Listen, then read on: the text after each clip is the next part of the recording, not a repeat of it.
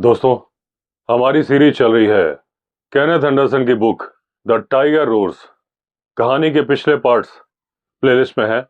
आगे की कहानी कंटिन्यू करते हैं। एंडरसन, जो कि बबूल के पेड़ के पास बैठे थे मैन ईटर टाइगर के इंतजार में, और जब टाइगर उनके पीछे से गुजर के गांव की तरफ चला गया था, टाइगर को मालूम भी नहीं चला था कि एंडरसन यहां पर बैठे हैं। और उसके बाद एंडरसन ने एक गलती कर दी। वो खुद चल पड़े थे उस गांव की तरफ जहां पर था टाइगर।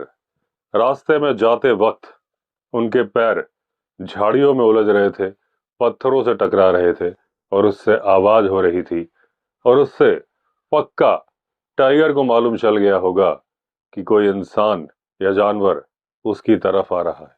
अब एंडरसन बोलते हैं कि मैंने वो गलती तो की ही की, एक गलती और कर दी।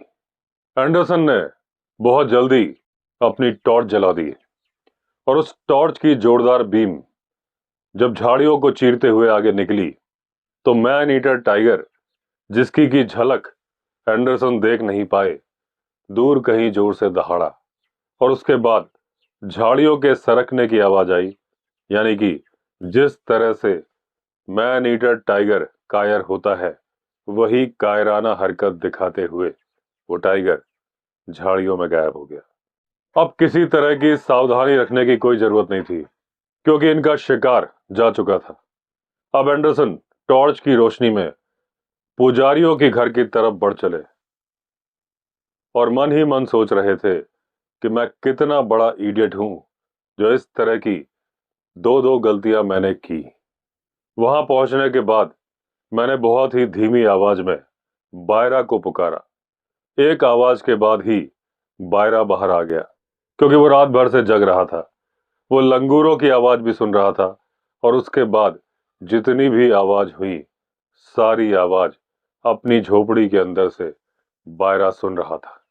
अब कुत्तों के भौंकने की आवाज से बायरा सशंकित हो गया था। उसे कुछ मालूम नहीं चल रहा था कि ये हो क्या रहा है। और जब टाइगर की दहाड़ गांव से ही आई तो बायरा को मालूम चला कि मैन ईटर तो हमारे गांव में ही था। और उसके बाद जब मैंने आवाज लगाई तो बायरा और ज्यादा आश्चर्यचकित हो गया कि मैन ईटर और मैं दोनों गांव में थे। अब सारी राम कहानी बायरा को एंडरसन ने सुनाई तो एक ताना मारते हुए बायरा ने कमेंट किया कि हुजूर, आपको क्या लगता है कि वो टाइगर किसी खरगोश का पीछा कर रहा था? अब रात के 8 बज चुके थे, करने के लिए कुछ था नहीं, तो मैंने डिसाइड किया कि मैं अपने टेंट की तरफ जाता हूं। आप लोगों को याद ही होगा कि मैंने गांव के बाहर कटहल के पेड़ के नीचे अपना टेंट लगाया था।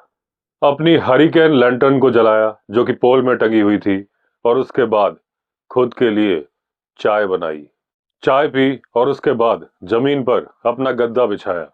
क्योंकि ये वजन नहीं बढ़ाना चाहते थे तो इसलिए अपनी कैंपिंग कॉट लेके नहीं आए थे। और क्योंकि इन्हें जलती हुई रोशनी सोने नहीं देती, इन्होंने लालटेन बुझा दी। अचानक से इनकी नींद खुली और एंडरसन बोलते हैं कि जंगल की नींद शहर की नींद की तरह आरामदायक नहीं होती। शहर में आप आराम से उठते हो, अंगड़ाई लेते हो और फिर सोचते हो कि आज दिन भर में मुझे क्या करना है, और उसके बाद 8-10 मिनट के बाद बेड से बाहर आते हो। लेकिन जंगल में जब नींद खुलती है, फौरन उठना होता है। 1 सेकंड की देरी आपकी जान भी ले सकती है। अब जैसे ही मैंने आंखें खोली, मुझे खतरा समझ में आने लगा। धीरे धीरे मेरी उंगलियां और मेरा हाथ आगे की तरफ बढ़ा जहां मैंने लोडेड राइफल रखी थी। अब जब मेरी उंगलियों ने राइफल को छुआ और महसूस कर लिया कि हाँ, ये राइफल है, मैंने राइफल पर ग्रिप बनाई और उसके बाद उठ के बैठा कि अब देखता हूं वो क्या है जिसने मुझे नींद से उठा दिया।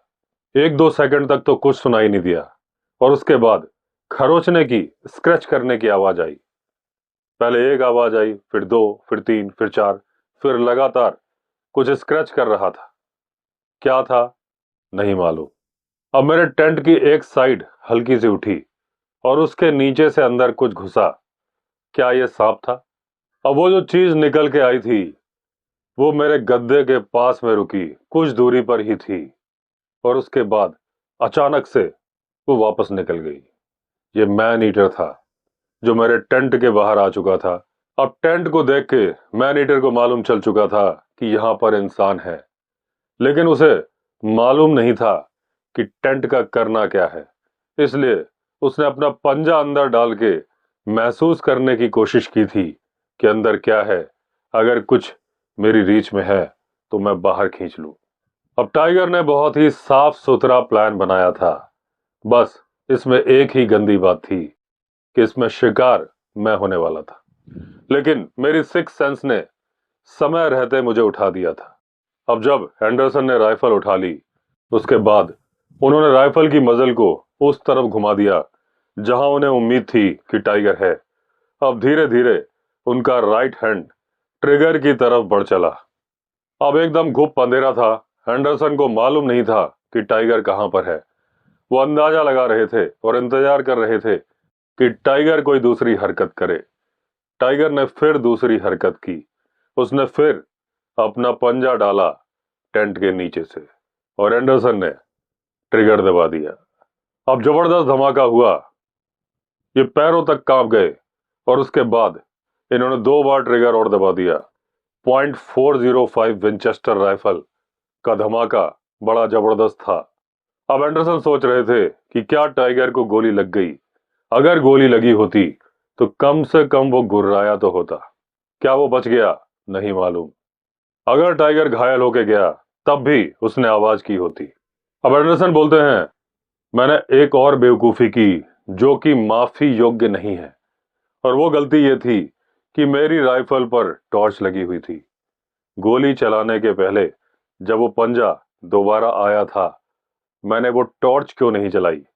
मुझे टाइगर की एग्जैक्ट पोजीशन मालूम चल जाती, और मैंने 3 गोलियां चला दी उस जानवर के ऊपर जिसकी की पोजीशन मुझे मालूम ही नहीं थी। अब इसके बाद मैंने टॉर्च जलाई, धीरे से टेंट को खोला, बाहर आया, बहुत ही सावधानी के साथ चारों तरफ टॉर्च की रोशनी मारी। मैन ईटर भाग चुका था। किस डायरेक्शन में गया था मालूम नहीं। मेरी 3 गोलियों की आवाज ने पुजारियों के पूरे गांव को जगा दिया था। बारह भी जग चुका था, और वो चिल्ला के पूछ रहा था, हुजूर सब ठीक है ना। और जब मैंने कोई जवाब नहीं दिया तो वो लोग हिम्मत करके अंधेरे में ही बाहर निकले और मेरी तरफ बढ़े। टॉर्च की रोशनी में कुछ कदम मैं भी बढ़ा, और उसके बाद जब मैं उनसे मिला तो मैंने उनको बताया कि क्या क्या हुआ। अब उन्होंने कहा कि हम चल के टेंट को देखना चाहते हैं जहां से 3 गोलियां टेंट को फाड़ते हुए बाहर निकली होंगी और टाइगर के पंजों ने जमीन को खुरचा होगा। अब जब उन लोगों ने वो जगह देखी तो उन्होंने भगवान का धन्यवाद दिया कि भगवान ने मेरी जान बचा ली। उसके बाद उन लोगों को छोड़ने के लिए मैं गांव तक वापस आया। बायरा बोला, हुजूर मेरी झोपड़ी में ही सो जाइए, रिस्क मत उठाइए। लेकिन मैंने उसका ऑफर रिजेक्ट कर दिया। अब मैं वापस आया और अपनी अधूरी नींद को पूरा करने की कोशिश करने लगा। इस बार हरिकेन लालटेन पूरी जल रही थी। मुझे नींद आ तो नहीं रही थी, और जब नींद आई तो इतनी आई कि सुबह उजाला हो गया था। मेरी नींद खुली ही नहीं थी। मेरी आवाज खुली पुजारियों की आवाज से। बाहर निकल के देखा, मेरे टेंट के बाहर सेमी सर्किल बना के पुजारी बैठे थे। अब वो पुजारी ये चर्चा करने के लिए बैठे थे कि कल रात को हुजूर ने जो गोलियां चलाई वो टाइगर को लगी क्यों नहीं, और इसका नतीजा उन लोगों ने निकाला था कि मेरे ऊपर किसी ने काला जादू कर दिया है। यही वजह है कि मेरी उंगलियां और बंदूक साथ में कोऑर्डिनेट नहीं कर रही थी, और बंदूक सही टाइम पर नहीं चली। और अगर मैं मैन ईटर को मारना चाहता हूं तो मुझे किसी तांत्रिक से या ओझा से झाड़ फूंक करानी होगी और काला जादू उतरवाना होगा। अब एंडरसन बोलते हैं कि इस तरह का अंधविश्वास भारत के उन लोगों में जो जंगल के आसपास रहते हैं बहुत ज्यादा पाया जाता है। कितनी ही आप बहस करो वो मानेंगे नहीं, इसलिए बहस करना बेकार है। और अगर उनसे बहस करो या डिसएग्री करो तो फिर वो मेरे साथ कोऑपरेट नहीं करते। और जब मैं अनसक्सेसफुल होता मैन ईटर को मारने में तो वो कहते ये तो होना ही था। इसलिए सिंपल और आसान तरीका था कि उनकी हाँ में हाँ मिलाई जाए और उनकी बात से अग्री कर लिया जाए। तो मैंने भी उनकी हाँ में हाँ मिलाई और मैंने कहा, उसकी बहन को नमन जिसने मेरे ऊपर काला जादू किया है।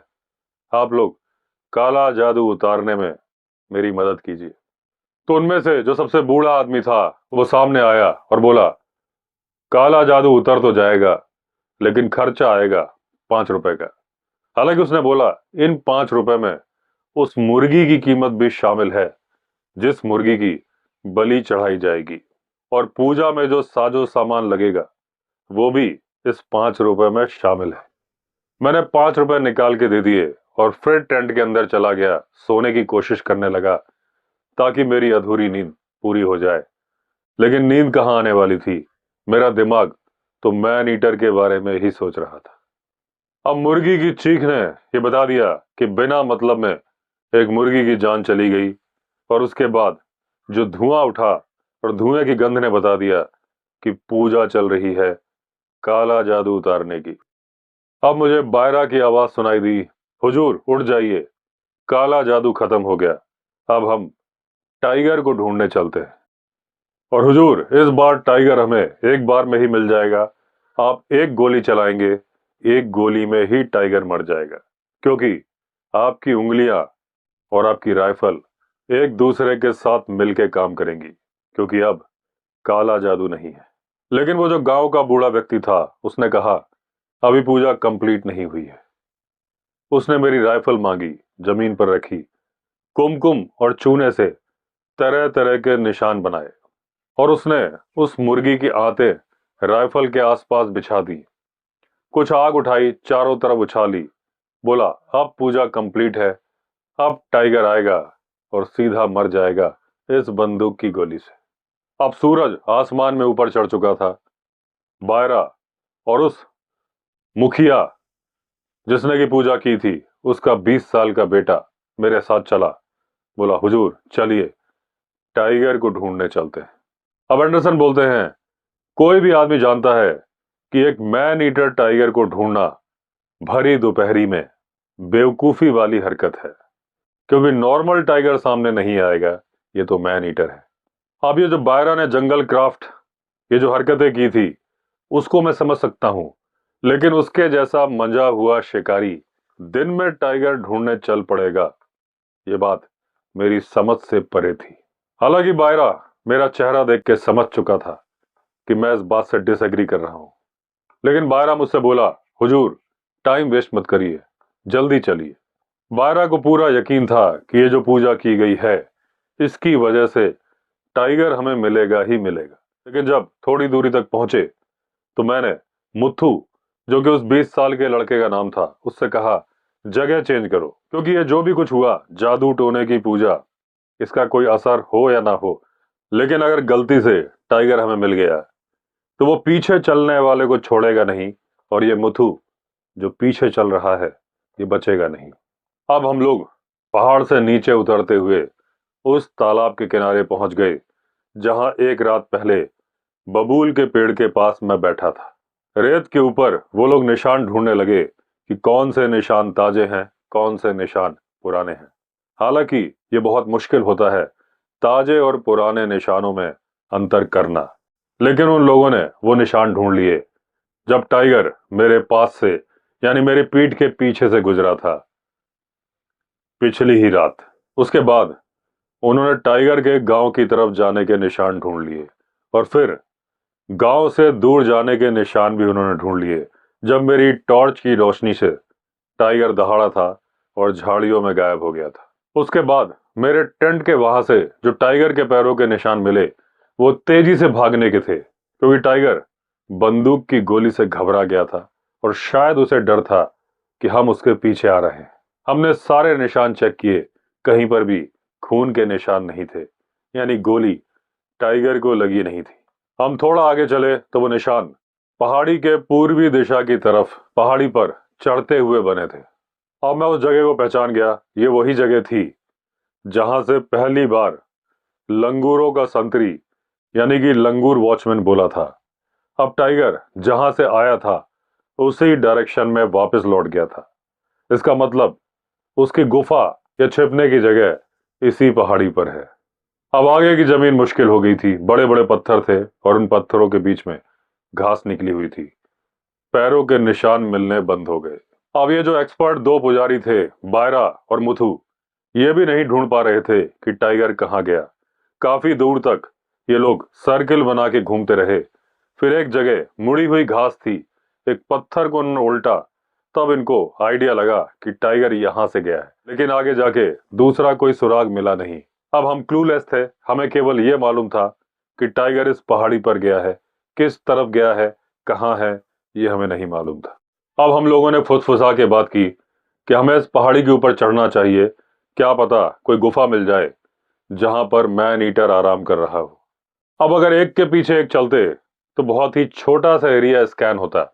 हमने डिसाइड किया तीनों आदमी अगल बगल चलेंगे ताकि ज्यादा एरिया स्कैन हो पाए। अब 12 मुझसे थोड़ी दूर राइट हैंड साइड की तरफ गया, लेकिन मुझे दिखाई दे रहा था। मुथु लेफ्ट हैंड साइड की तरफ गया और उसके बाद हम तीनों ने आगे बढ़ना शुरू किया।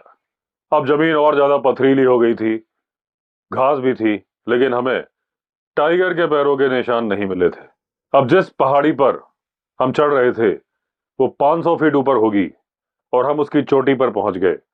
अब हमें दूसरी तरफ का भी दिखाई दे रहा था, लेकिन अभी तक हमें गुफा नहीं मिली थी। अब यहां से नीचे बांस के झुरमुट थे, ग्रीनरी थी और उसके बाद वो पहाड़ी दोबारा ऊपर चढ़ने लगी थी और ये थे गुथेरियन के माउंटेन्स। हमने इशारा किया एक दूसरे को और साथ में उतना ही डिस्टेंस रख के नीचे उतरने शुरू हो गए।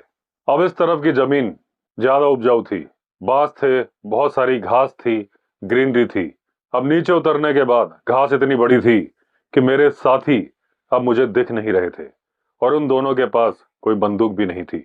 मुझे लगा मैंने उनको खतरे में डाल दिया है, क्योंकि अगर अब टाइगर मिला तो मैं उनकी मदद नहीं कर पाऊंगा।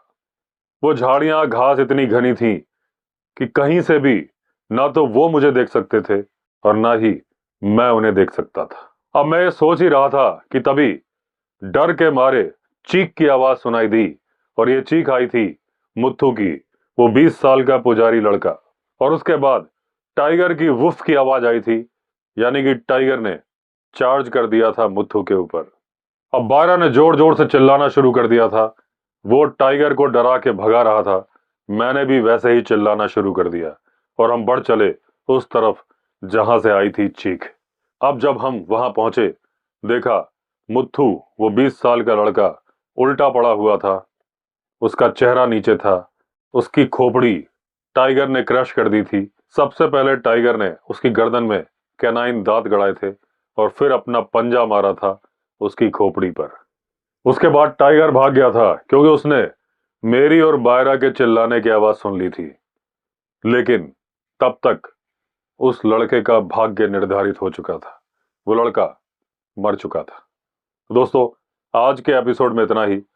बाकी की कहानी कंटिन्यू करेंगे अगले एपिसोड में। अगर आपने चैनल सब्सक्राइब नहीं किया है तो चैनल सब्सक्राइब कर दीजिए। चलिए फिर मिलते हैं, तब तक के लिए all the best. Vande Mataram.